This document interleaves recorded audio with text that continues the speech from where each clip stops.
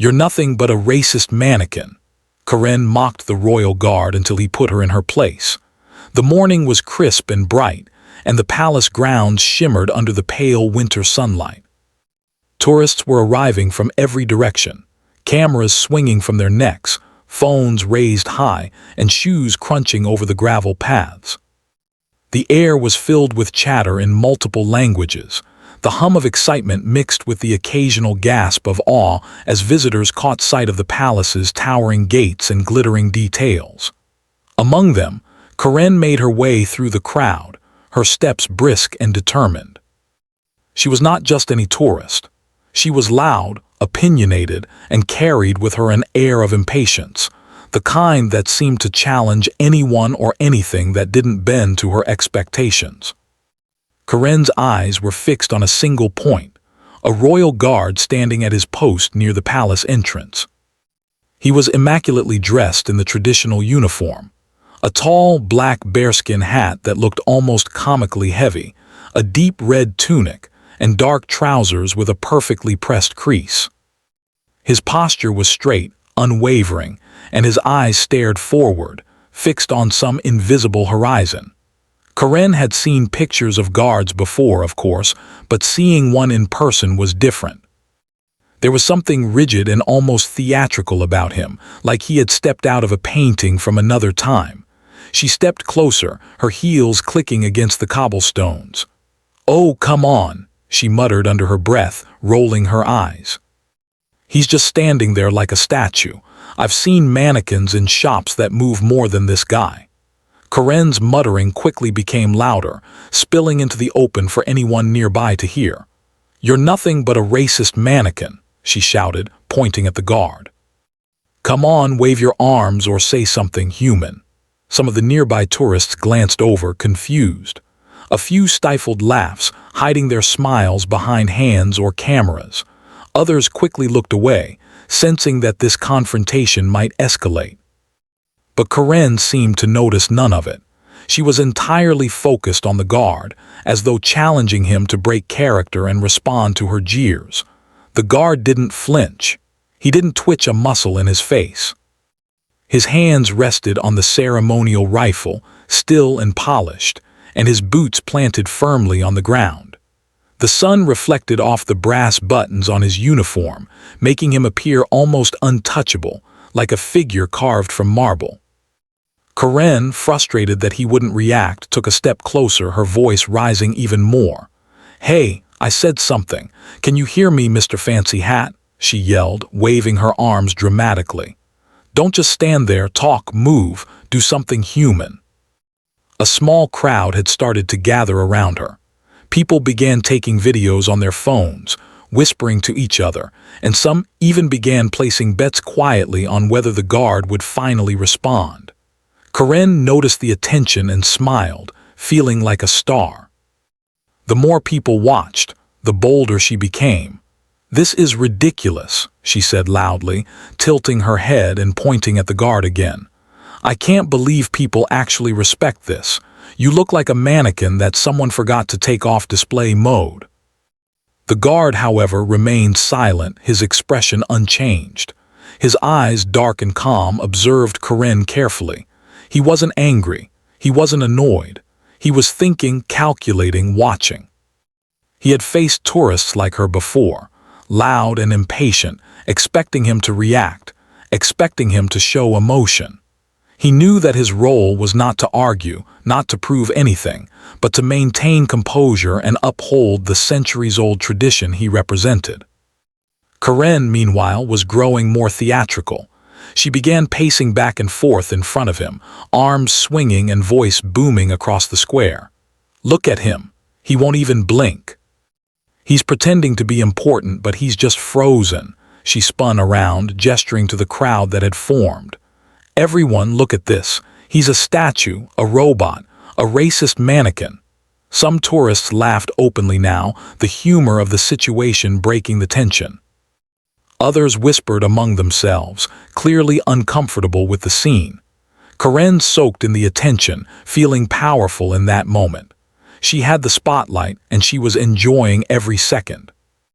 As she continued, A young boy in the crowd tugged at his mother's sleeve, pointing at Corinne. "Mom, why is that lady yelling at the guard?" he asked, his small voice full of curiosity. The mother shrugged, unsure of how to explain the situation to a child without sounding harsh. Meanwhile, Corinne, oblivious, continued her performance. "Can someone explain why this guy is just standing there?" she demanded loudly, turning back to the guard. "Do you even feel anything? Do you even care about what people say? Or are you just a glorified doll in a uniform?" A few older tourists shook their heads. "Some people just don't understand," one muttered. But Corinne, again, ignored them. She was in her element, convinced that the guard's silence was some personal slight against her. Minutes passed, and the sun moved slightly across the sky, but Corinne's energy didn't fade. She tried different tactics, mocking his hat, poking at the rifle, making exaggerated faces, even pretending to faint dramatically near him to elicit a reaction. Yet still, he did not move. He did not flinch, he did not blink. Finally, Corinne paused for a moment, out of breath but still defiant. She crossed her arms and huffed. "You see, you're nothing, just a puppet. People respect this, but it's all fake."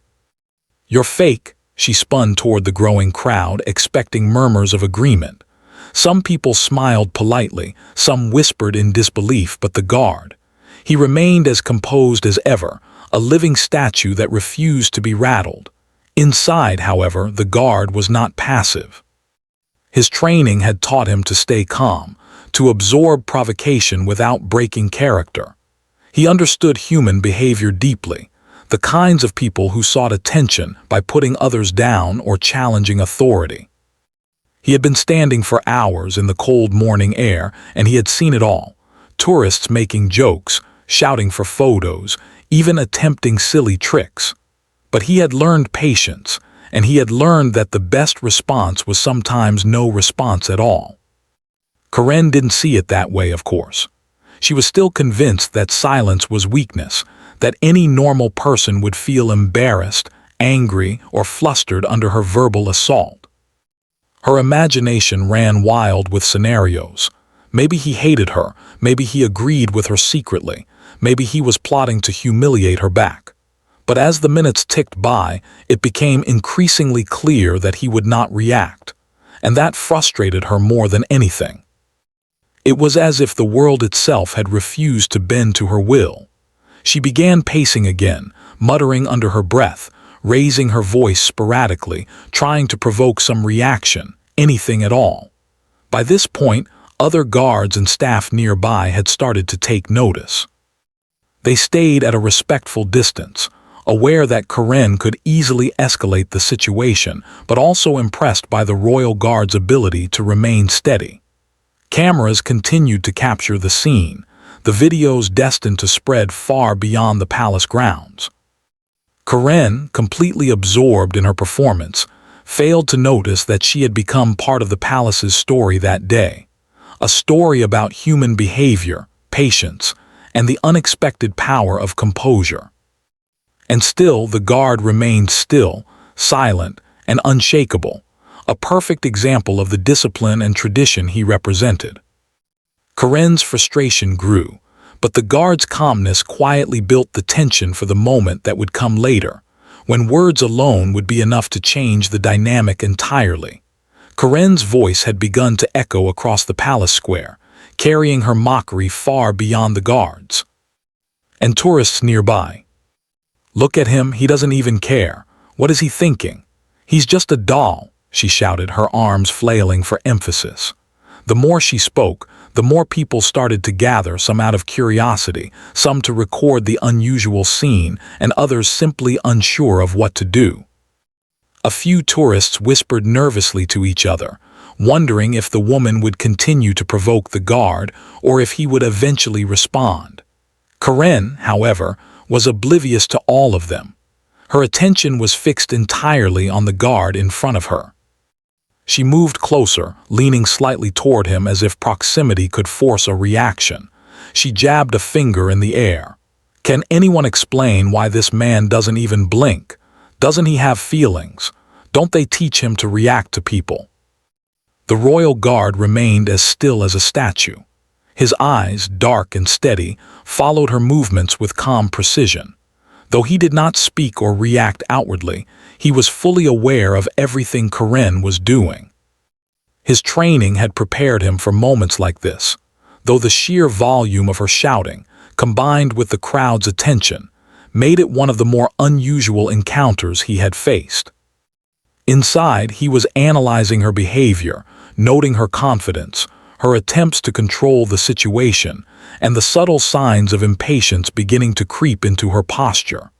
Corinne, sensing that he still would not respond, decided to escalate. She leaned forward dramatically, squinting at him through her raised eyebrows. "Do you even hear me?" she demanded, her voice sharp and accusatory. "I'm talking to you. Say something. Move. Do something human for once." The crowd had grown. More tourists were now filming on their phones, whispers turning into quiet laughter and curious murmurs. Some older visitors shook their heads in disbelief, murmuring about how rude and impatient some people could be. Others looked at the guard, clearly impressed by his ability to remain composed under public scrutiny. Corinne, ignoring the mixed reactions, decided to add more drama. She waved her hands as though conducting an invisible orchestra.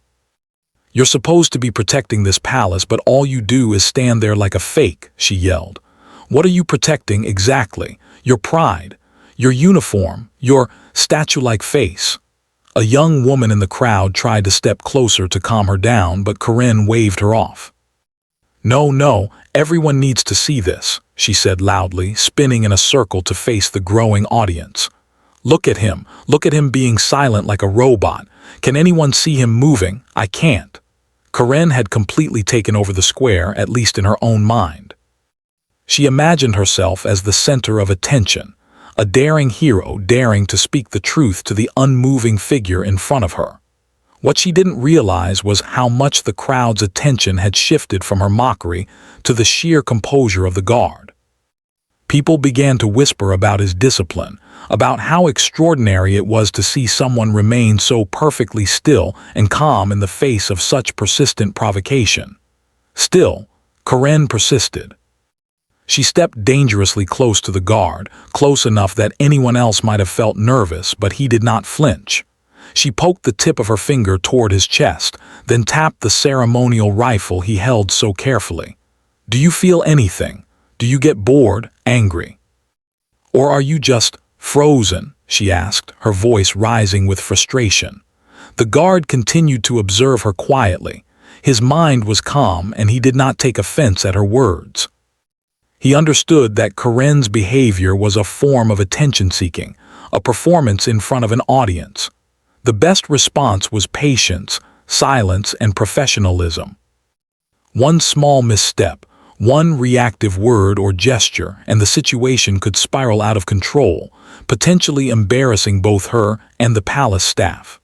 Corinne, growing impatient with his silence, decided to try a different tactic. She crouched slightly, leaning closer to him, and whispered loudly enough for the crowd to hear, "Are you even human? Or are you some kind of robot designed to scare tourists into behaving?" Her voice carried across the square, and a few tourists laughed quietly, covering their mouths to hide their amusement. She straightened up and clapped her hands as if trying to snap the guard out of his stoic stance. "Come on, blink, smile, frown, show me any sign of life."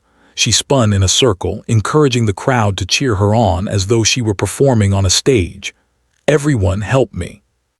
Let's see if we can make him move." From a distance, palace staff began to watch the scene unfold. They remained careful not to intervene too soon. The guard had faced similar situations in the past, and his ability to remain calm and composed was precisely what the tradition demanded. Any disruption could diminish the respect that the guards commanded, which was why the staff observed quietly, trusting him to handle it. Corinne, meanwhile, seemed unaware that the situation was beginning to shift. While she believed she was in control, the crowd's attention was slowly changing. Tourists were no longer just watching her antics. They were now noticing the guard's incredible patience. Conversations began to murmur about his discipline. A man near the edge of the square whispered to his companion, "It's amazing, he hasn't even flinched once." Another tourist nodded, saying, "I think that's the point. He's trained to be like this. It's part of the tradition." Karen, however, continued to escalate. She took a step back, waved her arms, and shouted, "You're supposed to represent respect, dignity, tradition. But all you do is stand there like a puppet. How can anyone take this seriously?" The guard's mind remained focused. He had learned that people like Karen often saw silence as weakness, and that their actions were designed to provoke a reaction. By maintaining composure, he not only protected the tradition he represented, but also prevented her from gaining control of the situation. His body remained rigid, his posture perfect, his eyes calm, yet his mind was analyzing every movement, every word, preparing for the right moment to address the situation if needed. Karen, sensing she was not getting the reaction she wanted, began pacing back and forth. Her voice rose and fell with dramatic flair. "I can't believe people respect this. Look at him. A man frozen in time, a living mannequin." She pointed to the guard repeatedly, as if her words alone could break through his composure. A small group of children, curious about the commotion, watched her intently. One little girl tugged at her mother's sleeve and whispered, "Mom, why is she shouting at the guard?"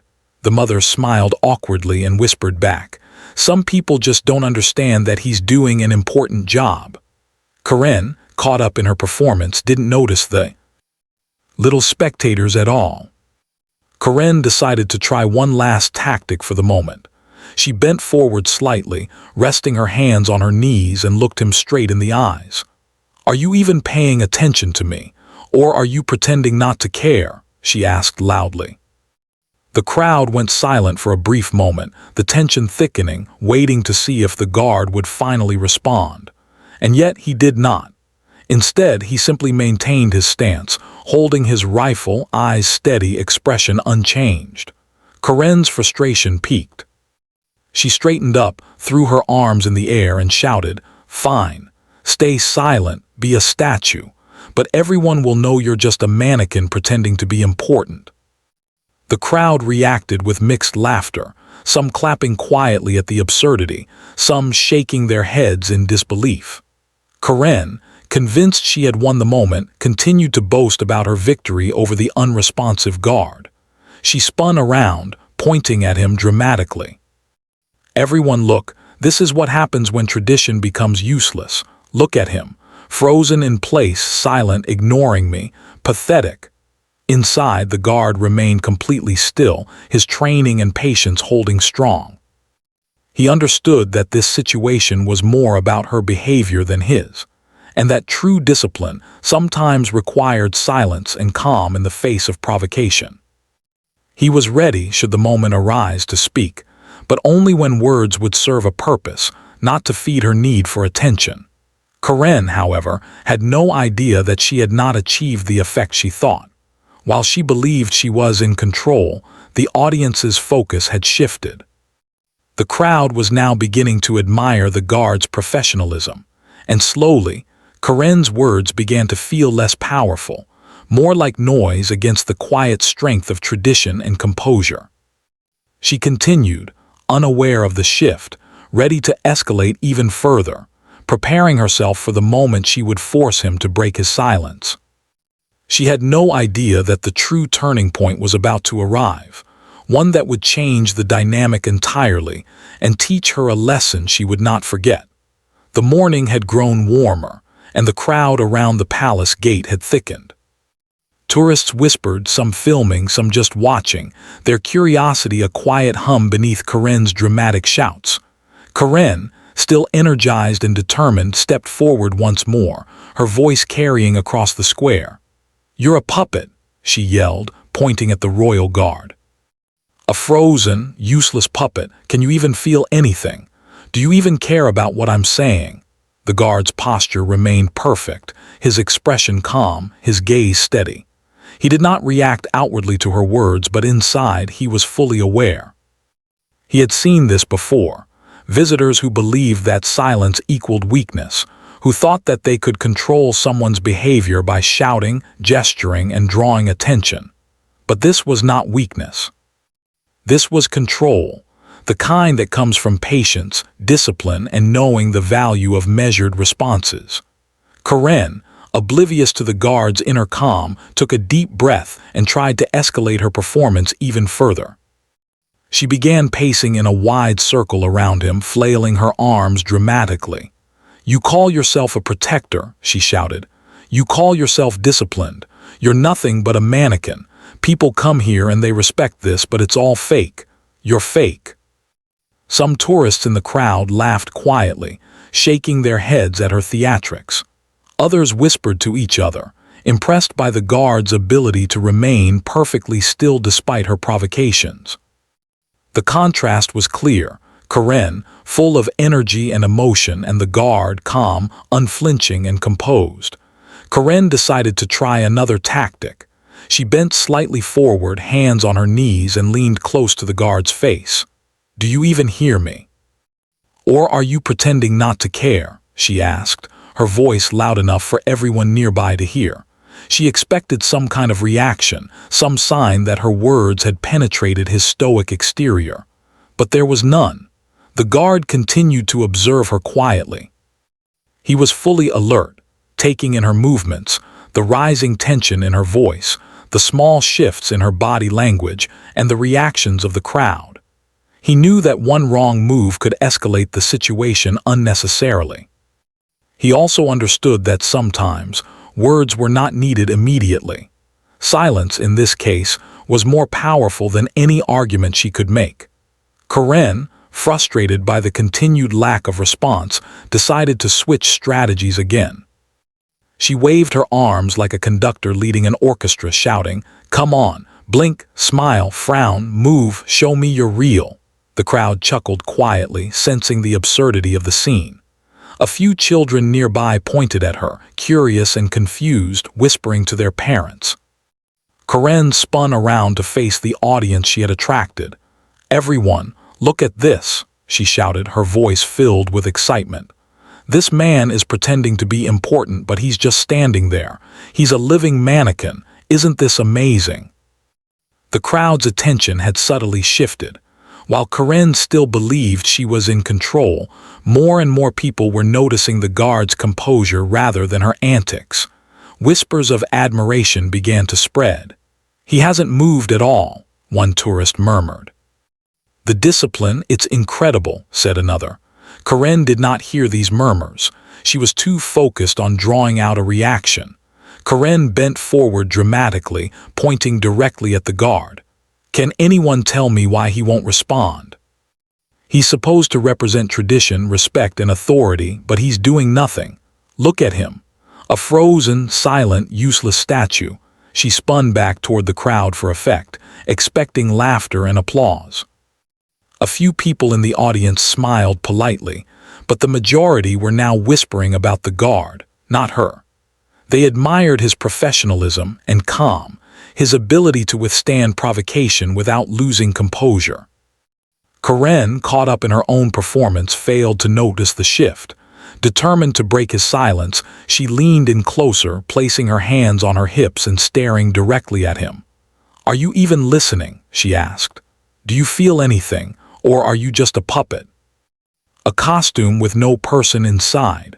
The guard, still quiet, finally shifted his attention slightly. His eyes met hers in a calm, steady gaze. It was the first real acknowledgement of her presence that was not purely physical. He did not speak, but the intensity in his eyes suggested awareness and focus. Karen, interpreting it as a potential crack in his facade, became even bolder. She waved her arms and shouted, "See, you're feeling something now. You can't ignore me forever." The crowd watched, fascinated. Some whispered, "She thinks she's in control, but he's holding it together beautifully." Others took out their phones, recording the moment carefully. Karen was unaware that the guard was preparing to respond, not in anger, not in insult but with calm authority. He had waited for the right moment, knowing that any reaction too early could give her the sense that she had power over him. Now he felt it was the perfect time to speak, to restore order, and to remind her of the boundaries she had ignored. Karen, feeling victorious, stepped closer and shouted once more, "I've beaten you. You can't even respond." "You're nothing but a mannequin." She paused, waiting for some kind of recognition from the guard. Finally, the guard spoke. His voice was calm, steady, and surprisingly deep, cutting through the air like a gentle but firm command. "Ma'am," he said, his words deliberate, "I hear everything you are saying. I am listening." Karen froze. The crowd went silent. The voice, calm yet authoritative, seemed to carry the weight of years of tradition and discipline. Karen blinked, unsure how to respond. She had expected shouting, mockery, perhaps some reaction of surprise, but not this composed, measured acknowledgement. The guard continued, his eyes still locked on hers. "I am a royal guard. My duty is to remain disciplined, to protect this palace, and to honor the traditions I represent. That is why I do not react to provocation or insult. My role is not to argue or to show anger. It is to stand, to watch, and to maintain respect for the history and the people I serve." Karen opened her mouth to retort but found herself unable to speak. The words she had prepared, mocking, insulting, dramatic, felt small and meaningless in comparison to the calm authority in front of her. The guard's composure and confidence were overwhelming, a reminder that patience and professionalism often spoke louder than theatrics. The crowd, now fully silent, watched as Karen shifted uneasily. The realization began to sink in. Her words, her shouting, her dramatic gestures, they had achieved nothing. The guard had not only withstood her attack, he had done so with dignity, authority, and complete control. Karen's cheeks flushed slightly, a mixture of embarrassment and frustration. She tried to regain her energy, to find another angle, but the weight of the guard's words and presence made her pause. For the first time that morning she felt small, not physically, but in her sense of control, in her belief that she could dominate the situation through noise and mockery. The guard continued, his voice calm but firm. "Respect is earned through patience, discipline, and understanding. Disrespect cannot force change. Your words do not define me, nor do they diminish the tradition I serve. I suggest that you step back and observe before you judge." Karen swallowed hard, feeling the truth in his words. The crowd around them murmured quietly, impressed by the guard's ability to handle the situation without anger or insult. Karen, still proud but humbled, took a small step backward. Her arms fell to her sides.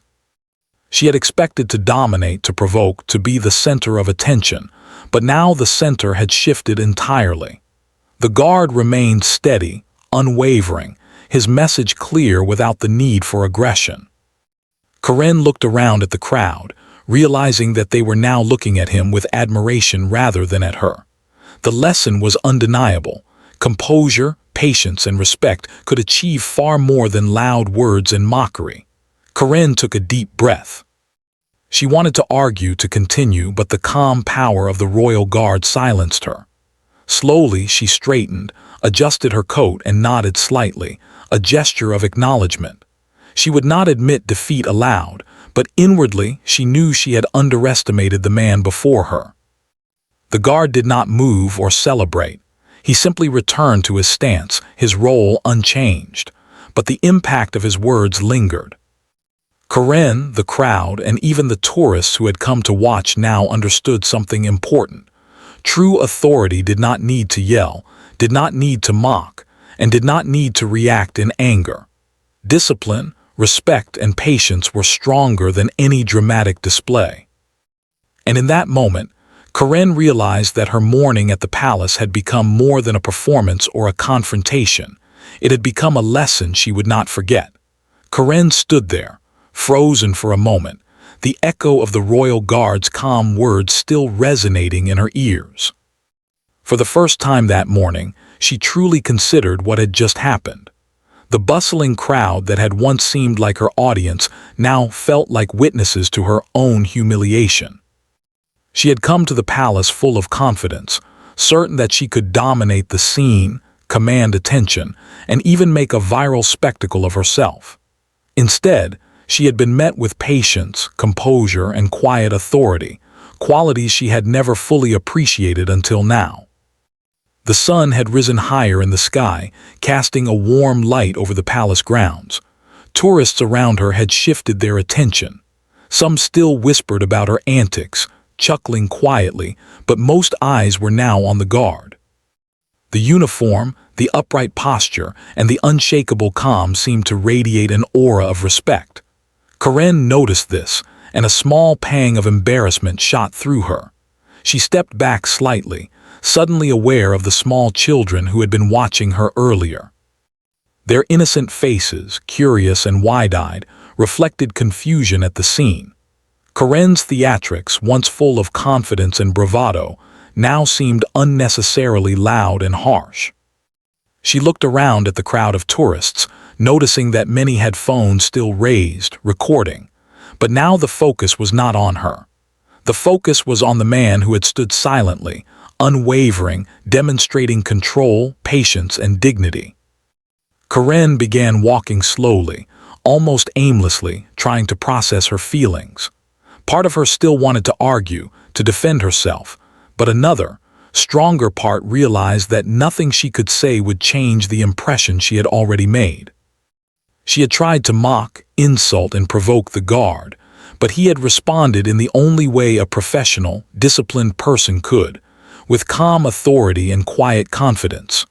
Her actions, no matter how dramatic, had failed to dominate the moment.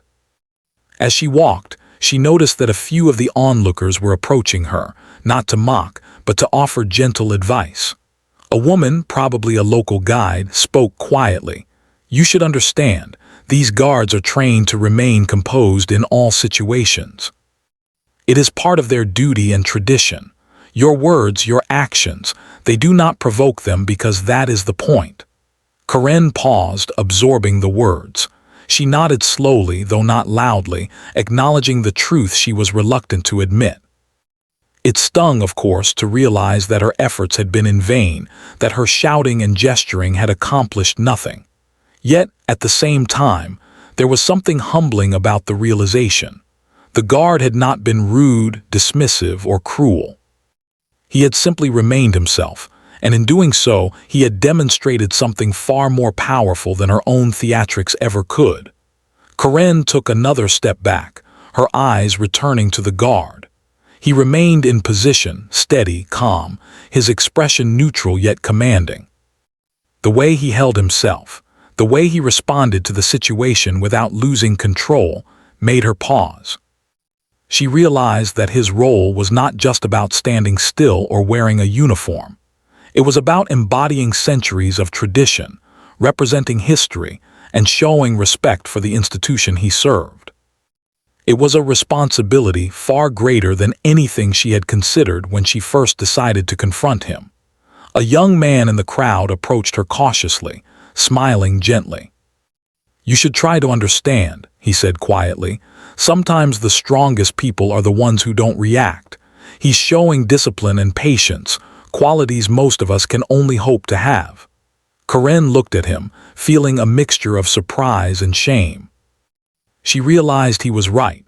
She had assumed that force, noise, and attention would get a reaction, but she had overlooked the quiet strength that comes from restraint and professionalism. Karen's thoughts drifted back to the children who had been watching her. She felt a small flicker of guilt. She had been loud, dramatic, and mocking. Yet here was a man who, without raising his voice or acting out, had taught a far more important lesson, that patience, composure, and dignity were far more powerful than anger, mockery, or pride. She took another slow step back, folding her arms loosely across her chest. Her confidence had been shaken, but not completely broken. She realized that she had learned something valuable in the process. The guard had not humiliated her. She had humiliated herself through her own actions. And yet, it was a humbling and necessary lesson, one that she would not forget. Around her, the crowd began to disperse slowly. People whispered to each other, complimenting the guard on his ability to remain composed. Some tourists continued filming, but now their focus was not on Corinne's antics. It was on the professionalism, patience, and dignity of the royal guard.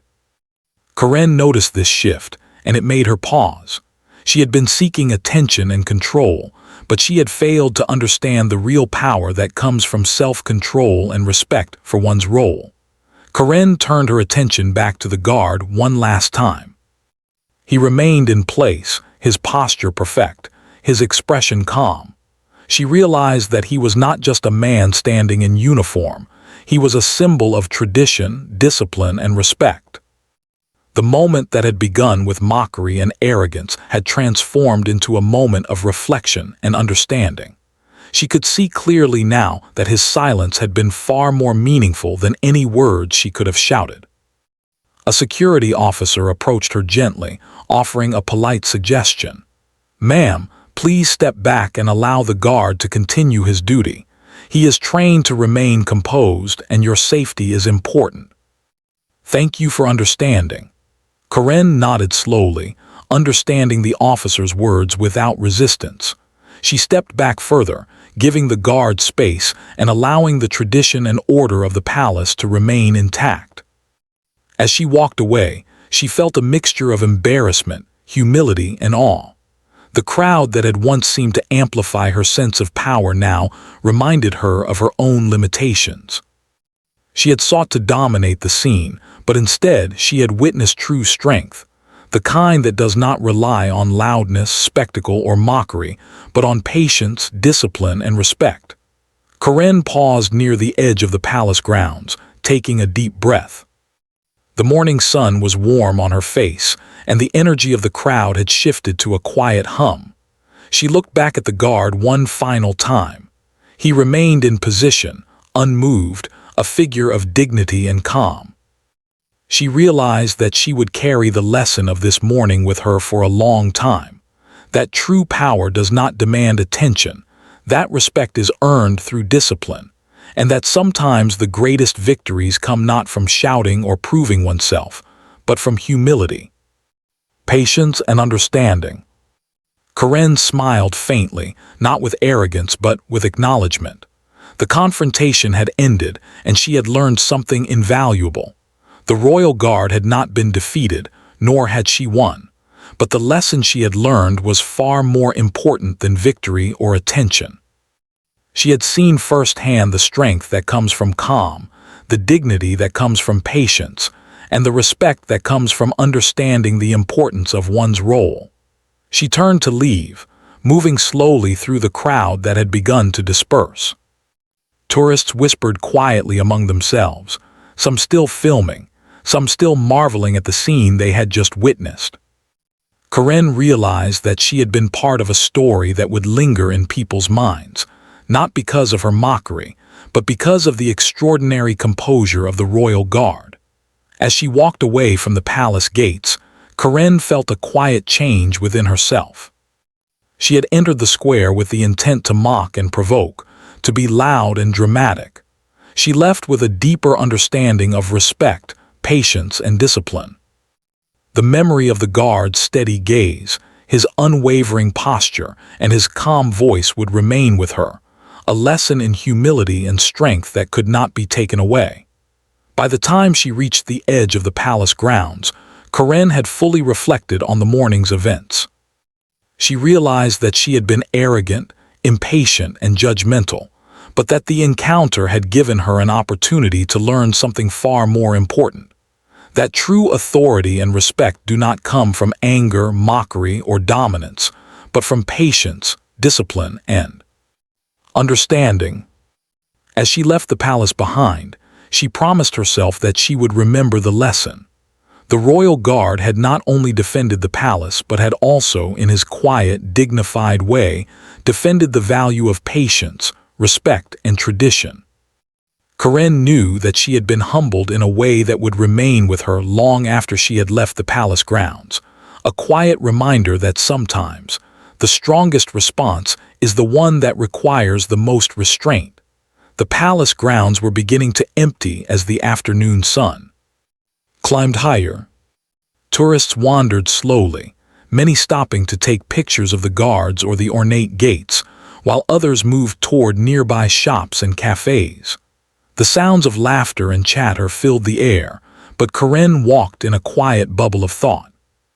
The events of the morning had replayed in her mind over and over.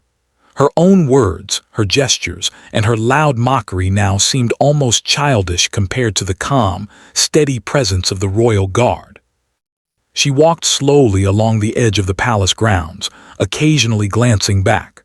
The guard was still standing at his post, motionless, disciplined, and unshakable. Corinne had expected at the start of the day that he might scowl, react, or at least give a sign of life. Instead, he had done the exact opposite. He had stayed silent and composed until the right moment, and then, with a quiet, firm voice, reminded her of the values he embodied. That single response had humbled her far more than any public humiliation could have. Corinne realized that she had entered the morning with the goal of winning attention, feeling powerful, and proving herself right. But now, she understood that the real lesson had nothing to do with being heard loudly or making a spectacle. It had everything to do with respect, discipline, and the quiet strength that comes from knowing your role and responsibilities. She felt a mixture of embarrassment and gratitude, embarrassment for her own behavior and gratitude for the unexpected lesson the guard had given her. As she continued walking, she noticed a few of the other tourists still watching the scene. Some were quietly whispering about what had happened, others were sharing videos on their phones. She realized that her actions had been recorded, perhaps even shared online, and she felt a flicker of worry. But surprisingly, she didn't feel the need to defend herself. She had learned that defending her pride was not as important as understanding the lesson she had received. Corinne stopped for a moment near a small fountain, watching the water ripple and sparkle in the sunlight. She thought back to the children who had been watching earlier. She felt a twinge of regret for setting a bad example through her loud mockery. She wanted to set things right, even if only in her own mind. She made a mental note to be more mindful of her actions in public, understanding that sometimes a moment of patience or respect could teach more than 1,000 words. Nearby, a group of tourists approached the guard quietly, taking pictures and whispering among themselves. Corinne observed them with a new perspective. She realized that the crowd had been drawn to the guard not because of her mockery, but because of his professionalism and composure. The lesson was clear. Actions and discipline often speak louder than words, and respect earned through behavior lasts far longer than attention gained through spectacle. Corinne continued walking, her mind reflecting on the guard's words. Respect is earned through patience, discipline, and understanding. Disrespect cannot force change. Those words echoed repeatedly in her mind. She realized that they applied not only to interactions with guards or authority figures, but also to her everyday life. Her quick temper, loud voice, and desire to dominate situations often got her attention, but rarely did it earn her genuine respect. She felt a sense of clarity and determination to act differently in the future. As she walked past a small garden area, she noticed a mother teaching her child about the palace. The little girl looked at Corinne curiously, and Corinne remembered the young children who had watched her earlier. She smiled faintly, thinking about how important it was to model good behavior, to show respect, and to act with patience.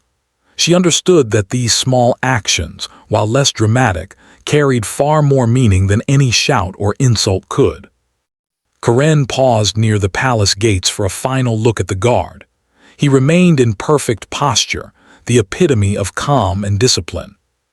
She could see that his job was not easy, standing for hours in uniform, maintaining composure under all conditions, but she also saw the dignity in his work. It struck her that this quiet strength, The ability to maintain focus and respect even under provocation was something she admired deeply.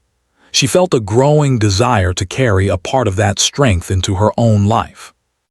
A few minutes later, a security officer approached her with a friendly smile. "Thank you for visiting the palace," he said gently. "Please remember that the guards are trained professionals.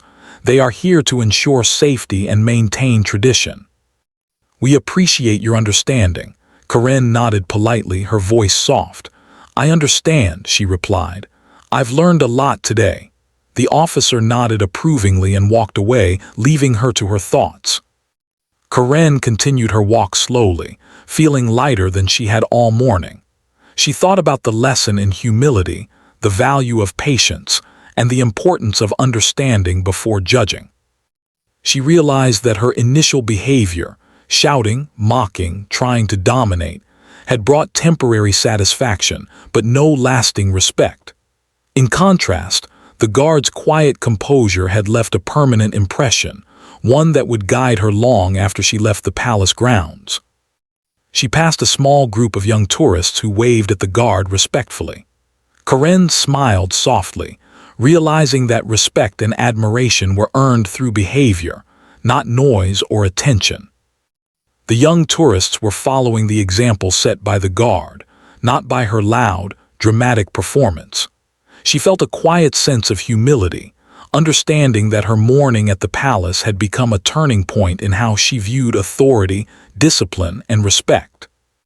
As Corinne reached the edge of the palace grounds, she paused to take a deep breath. The air was fresh, the sun warm, and the sounds of the city around her seemed calmer somehow. She realized that she had started the day seeking attention, wanting to make herself the center of every eye, but she was leaving with something far more valuable: a lesson in humility, patience, and the quiet strength that comes from respect and discipline. She thought again about the royal guard, standing silently at his post. His dedication, composure, and authority had not only defended the palace, but had also defended the importance of patience, respect, and professionalism. Corinne understood that she had been given a rare opportunity to learn from someone who embodied these qualities in their purest form. She felt a sense of gratitude, knowing that the lesson would stay with her forever. Walking away from the palace, Corinne reflected on how she could apply this lesson to her life. She realized that in arguments, conflicts, or moments of tension, reacting with patience and understanding would be far more powerful than shouting or mocking. She thought about her friends, colleagues, and family, and recognized how many times she had let pride and impatience guide her actions. She vowed to approach situations with calmness and respect, remembering the quiet strength she had witnessed at the palace that morning. Corinne finally reached the street leading away from the palace, and for the first time she felt a sense of true peace.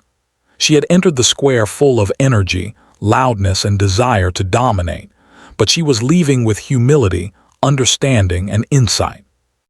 The royal guard had remained composed, and in doing so had taught her one of the most important lessons of her life. She glanced back one last time at the palace gates, noticing how the sunlight reflected off the guards' uniforms and the intricate architecture. It was a scene she would never forget, not because of her own actions, but because of the quiet strength and dignity of the man who had stood silently, unwavering, and authoritative throughout the ordeal. She realized that the world often rewards patience, discipline, and respect far more than it rewards loudness or mockery. Corinne continued her walk, feeling lighter, wiser, and more aware of herself. She knew that the story of this day would stay with her forever. It was a story of humility, learning, and understanding, the story of a confrontation that turned into a lesson far greater than anyone could have imagined. She felt grateful, not just for the experience, but for the chance to witness true professionalism and composure in a world where so much often values attention over respect. By the time she reached the corner of the street, Corinne had fully processed the morning. She had learned that true authority does not shout, that respect is earned through patience, and that discipline often speaks louder than words. She had learned that humility is not weakness, but strength, and that understanding the value of one's actions can teach lessons far deeper than noise and mockery ever could. As she walked away from the palace for the final time, Corinne carried a quiet smile on her face. She had entered the day seeking to dominate, but she was leaving transformed, humbled, thoughtful, and inspired by the quiet power of respect, patience, and composure. The royal guard had not only stood at his post, he had stood as a teacher without intending to, showing that strength, dignity, and calmness are often the most unforgettable lessons of all.